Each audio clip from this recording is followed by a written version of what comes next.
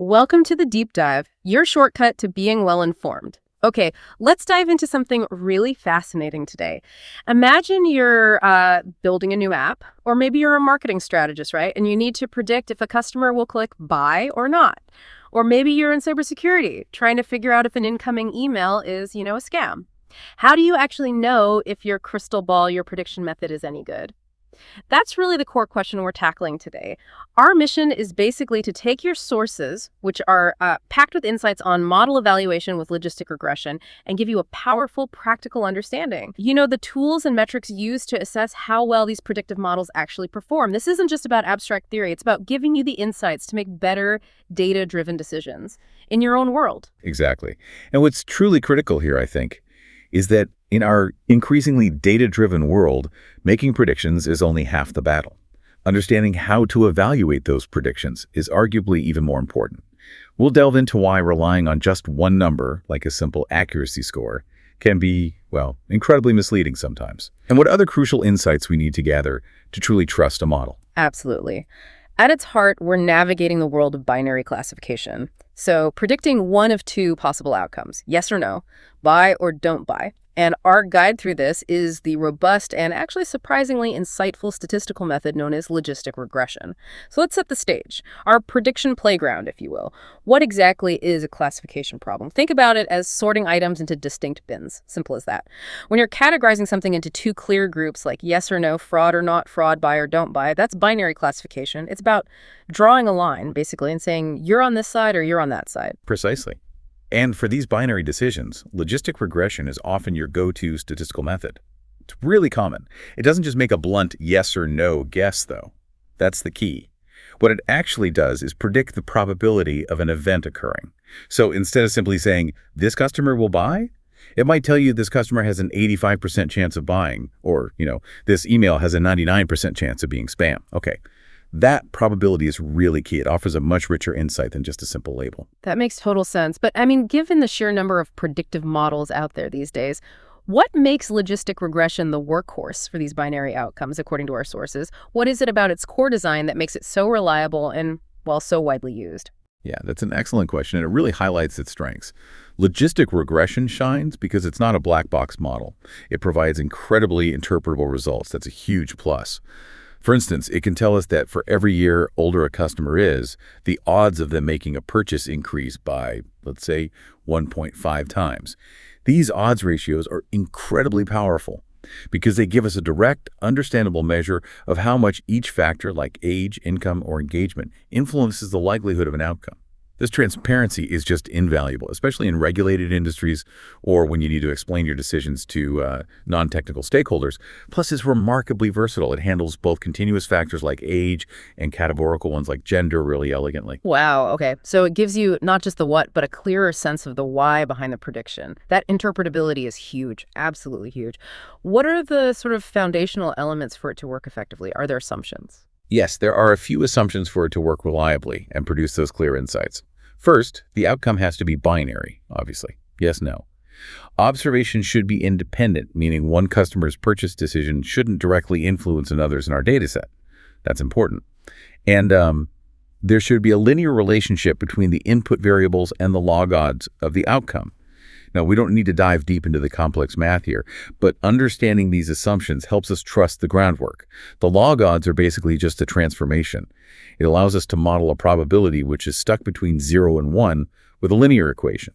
And that's what gives us that lovely interpretability through those odds ratios we talked about. Got it. Okay. And to make this really concrete, let's use the kind of data our sources reference, like a synthetic data set simulating customer purchases. That sounds useful. We have factors like age, gender, income, and a normalized engagement score. Think of that as how actively a customer interacts, maybe from 0 to 1.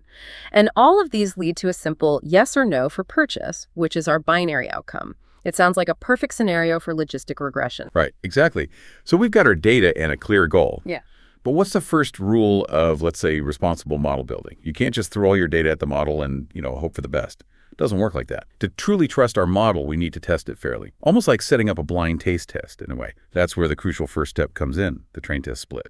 We divide our data set, typically maybe 80% for training the model and 20% for testing it, and the core reason. So the model learns on one set, and then proves its ability to generalize on unseen data. That unseen part is critical. Right. It's like studying for a test with one set of practice questions and then taking the actual exam with entirely new ones you've never seen before. This ensures our model isn't just like memorizing the patterns in the training data, but actually learning to identify those patterns in data it has never encountered. That's the real measure of its intelligence, right? And its usefulness in the real world. Exactly. And this raises an important question. How do we even know if our model is doing better than just, well, pure chance? Or a simple guess. We establish what's called a baseline prediction. Yeah. This is often just the proportion of yes outcomes in our training data. It's that simple. So in our customer purchase example, if, say, 30% of our historical customers made a purchase, our baseline prediction for any new customer would just be a 30% probability of purchase. Our model must beat this simple baseline to show any real value. If it can't, well, it's not really adding anything useful. Okay, that's a clear benchmark. So once we've carefully prepared our data for the learning phase, the next crucial step is to actually put our model to work. This is what we call model training. Is that right? Here, we're essentially teaching the logistic regression model by showing it our training data. That 80%, we tell it, okay, predict purchase based on age, gender, income, and engagement.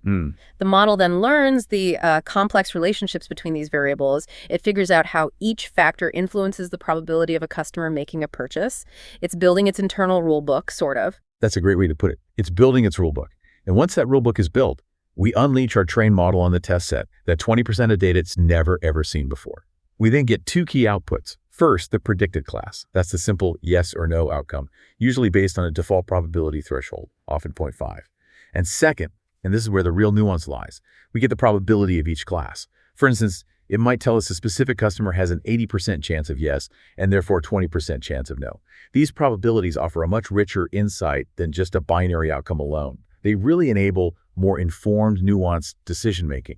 I mean, you might treat a customer with an 80% purchase probability very differently from one with only a 51% probability, even though both might initially be predicted as yes, based on that 0.5 threshold. Okay. That makes sense. Yeah. So we've made our predictions on that unseen data. We have the probabilities. Now comes the moment of truth, right? How do we grade them? How good are they? This is where model evaluation truly shines. And you're saying it all starts with a foundational diagnostic tool, the confusion matrix. It might sound a bit intimidating, but you mentioned it's really just a simple, powerful scorecard. It lays out exactly where our model got it right and, crucially, where it got it wrong. The confusion matrix is exactly that, a scorecard. A simple 2x2 table, usually. It compares our model's predictions against the actual outcomes for every single data point in our test set. And it breaks down into 4 essential categories that tell really distinct stories. First, true positives, TP. These are the cases where our model correctly predicted yes, and the actual outcome was yes. Good news. For our customer data, these are the customers we correctly identified as purchasers. Success. Second, true negatives, TPN. Here, the model correctly predicted no, and the actual outcome was indeed no. Also good news. These are the customers we correctly identified as non-purchasers. Third, false positives, FP. This is where the model predicted yes, but it was actually no. Think of it as a false alarm. Type I error if you remember stats. In our customer example, these are the customers we thought would buy but didn't. This could lead to wasted marketing effort, for example. And finally, fourth, false negatives, FN. Here the model predicted no, but the actual outcome was yes. This is a missed opportunity or missed detection. Type 2 error. These are the customers who did buy, but our model predicted they wouldn't. This means we might have missed out on a chance to engage them further or lost a sale. Okay, those 4 categories are crystal clear. TP, TN, FP, FN, FN. And from this matrix, we can derive several essential performance metrics, each one telling a slightly different but crucial story. And you're emphasizing it's important to understand these distinctions because what matters most often depends heavily on your specific business problem, right? Let's unpack some of the most impactful ones mentioned in your sources. First up, accuracy. This is probably the one most people think of first. It's perhaps the most intuitive. The overall proportion of correct predictions, that's true positives plus true negatives out of all the predictions made. It feels like a simple batting average for your model. You know, how often did it get it right overall? But here's where it gets really interesting and maybe a little surprising. Accuracy can be incredibly misleading, especially with what are called imbalanced data sets. Imagine if only, say, 5% of your customers actually make a purchase. That's quite common. A model that always predicts no purchase, just guesses no every single time would still achieve 95% accuracy. It would look great on paper, but it would be totally useless because it never correctly identifies a single buyer. So while it's often the simplest metric, it definitely hides the real story sometimes. Okay, good warning. So next we have sensitivity, which you also mentioned is known as recall. This measures the model's ability to identify all the positive cases. It asks the question, of all the customers who actually purchased, the true positives, how many did our model correctly identify? In contexts like, say, identifying high-risk customer chain, high sensitivity is paramount. You really want to catch those leavers. You want to make sure you catch all or most customers who are about to leave, minimizing those false negatives. Even if it means you accidentally flag a few who might have stayed anyway, the false positives. Missing a real churner could be far more costly than a false alarm in that scenario. Exactly. And on the flip side of sensitivity, you have specificity. This measures the model's ability to correctly identify all the negative cases. It asks, of all the customers who did not purchase, the true negatives, how many did our model correctly identify as non-purchasers? Unquote. This is crucial in scenarios where incorrectly identifying a negative as positive, a false positive, has severe consequences. For instance, in our customer example, maybe you're offering an exclusive high-cost perk only to predicted purchasers. High specificity means the model is excellent at correctly identifying the true non-purchasers as non-purchasers. It minimizes the number of non-buyers wrongly given the expensive perk. It's about avoiding those costly false positives among the negatives. Right. Sensitivity catches the positives, specificity catches the negatives. Makes sense. Then there's precision. This metric asks a slightly different but related question. It asks, of all the times the model predicted positive, i.e. predicted a purchase, how many of those predictions were actually correct? Think about email spam detection again. High precision is really important there. It means fewer legitimate emails, important emails, are wrongly flagged as spam. You're reducing those frustrating false positives.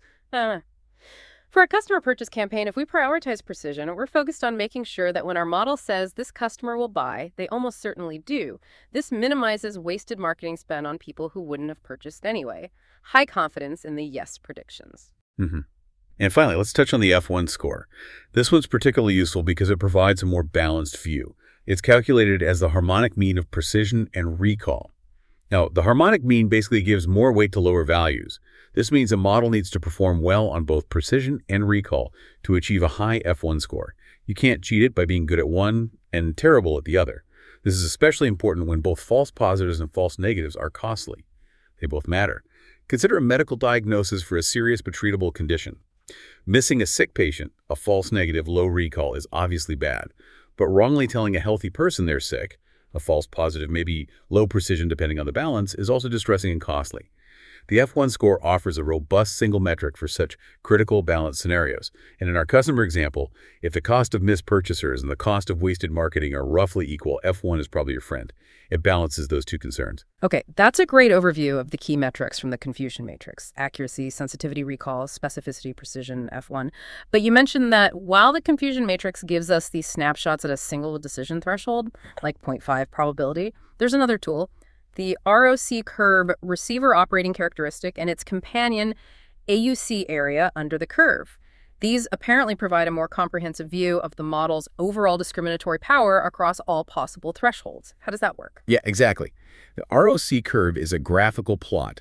It visually shows the trade-off between the true positive rate, which is just sensitivity or recall, and the false positive rate, which is 1 minus specificity, as we vary the probability threshold for classifying a yes. Imagine sliding that 0.5 probability cutoff up and down the ROC curve, maps out the performance at every possible point. Essentially, it shows us how well our model can separate the two classes, the yeses and the nos, no matter where we decide to set the specific bar for making the call. Okay, so the curve shows the trade-off and the AUC. Right. The AUC summarizes that entire ROC curve into a single digestible value, usually between 0 and 1. It makes it really easy to compare different models at a glance. An AUC of 1.0 represents a theoretically perfect prediction. The model perfectly distinguishes between yes and no cases across all thresholds. An AUC of 0.5 means the model performs no better than random guessing, like flipping a coin. So basically, a higher AUC signifies better overall discriminatory power.